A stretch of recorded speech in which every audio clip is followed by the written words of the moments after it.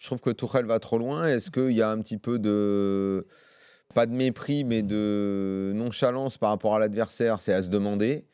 Mais démarrer un match avec, en gros, aucun latéral, puisque on avait à droite un joueur archi nul, mais vraiment nullissime, genre au niveau DH. Et à gauche, un mec qui frise le scandale absolu, la faute professionnelle, un mec qu'il faut mettre à la cave et plus jamais sortir. Déjà, ça, c'était quand même déjà compliqué.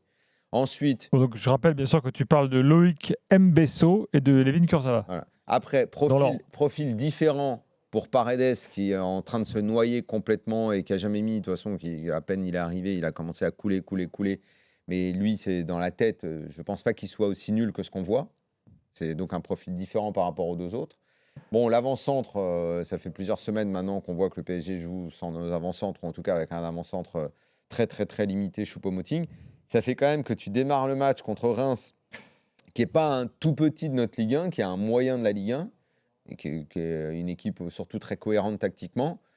Moi, je veux bien, mais une équipe cohérente en Ligue 1, je ne sais pas si tu peux la battre à 7,5 ou à 8. Parce qu'en l'occurrence, là, tu as démarré le match de cette façon-là, quoi. À 7,5, 8. Si tu ajoutes à ça des mecs qui ne jouaient pas à leur place, bon, qu'en plus, le seul avant-centre que tu avais, il s'est blessé et après, tu as fini le match complètement sans neuf. Alors, est-ce qu'il y a ça eu... donnait un profil d'équipe qui était quand même très dans ce que moyen, tu dis là, voire mauvais, quoi, tu vois. Est-ce qu'il y a eu un complexe général de supériorité, que ce soit Tourelle et les joueurs ce soir? La question se pose. Dans ses choix, dans la façon d'être sur le terrain et tout. Jérôme, tu l'as forcément quand tu es le PSG, que tu reçois Reims. En plus, un Reims qui avait aussi fait tourner ce complexe de supériorité, tu l'as. Et ils ont plus fait tourner en mode tactique quand même. Oui, non. Mais attends, Reims, Oudin titulaire indiscutable sur le banc. Oui, mais attends, Oudin. Alors, Moussa Doumbia titulaire indiscutable sur le banc. Romao, titulaire indiscutable sur le banc. De toute façon, l'objectif de l'entraîneur de Reims, quand tu vois cette composition-là, sachant les joueurs que tu viens de citer, la priorité, c'est le match du week-end. Ouais, c'est-à-dire que le mec, il fait l'impasse. C'est la réception. Il fait l'impasse. Il se dit, non, pas faire l'impasse, mais il se dit, écoutez, il le dit sur un malentendu, ça peut fonctionner. On va essayer de mettre quelque chose en place. On va revenir à Reims tout à l'heure, parce qu'il faut quand même en parler. Ce qu'ils ont fait, c'est magnifique. Techniquement, c'est quand même en place. Parce que c'est cohérent. Mais le PSG d'abord. Mais c'est cohérent. Contre-attaque. Mais sur le PSG, ce complexe, tu l'as et ils l'ont à tous les matchs. Et c'est pas grave. Aujourd'hui, c'est il y a une telle dynamique au Parc des Princes. C'est une équipe qui normalement surclasse tous ses adversaires, tous, même la deuxième meilleure équipe de Ligue 1 normalement tombe au Parc des Princes. Et le fait qu'il fasse tourner, je peux comprendre. Je comprends moins sur certains joueurs qui n'ont pas beaucoup joué et qui rejouent là depuis 15 jours, 3 semaines, c'est-à-dire Meunier, avec les blessures de Dagba et de Kerrer. Et là, d'un seul coup, il nous dit que Meunier, il n'est pas capable de jouer 3 ou 4 matchs de suite. Donc ça c'est problématique. L'entrée de Meunier est catastrophique également. Elle est catastrophique. Il est rentré, il a été nul. Mais rarement, il est aussi nul que ça. Non, mais encore une fois, Daniel, ce que je veux dire, c'est... Mais il doit démarrer, t'as raison. C'est incompréhensible qu'il fasse jouer Mbesso.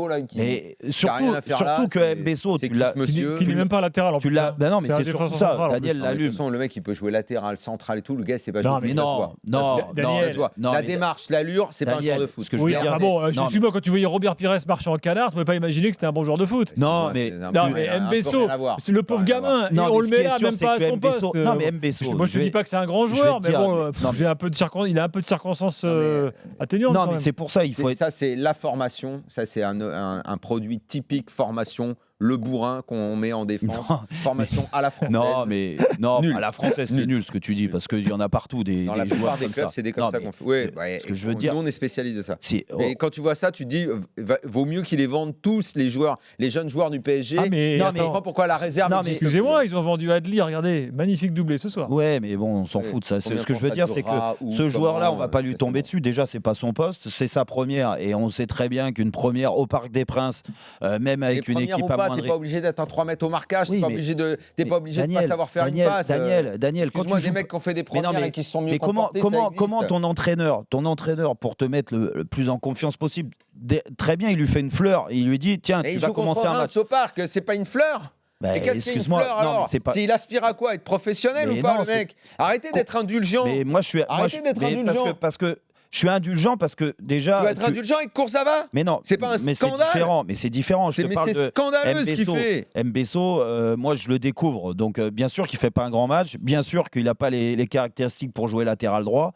Ça c'est sûr. Après dans l'axe. Non mais dans l'axe pour gagner les duels parce que c'est ce genre de joueur. Peut-être que oui, en effet, il donnera satisfaction. Mais là déjà tu le tues.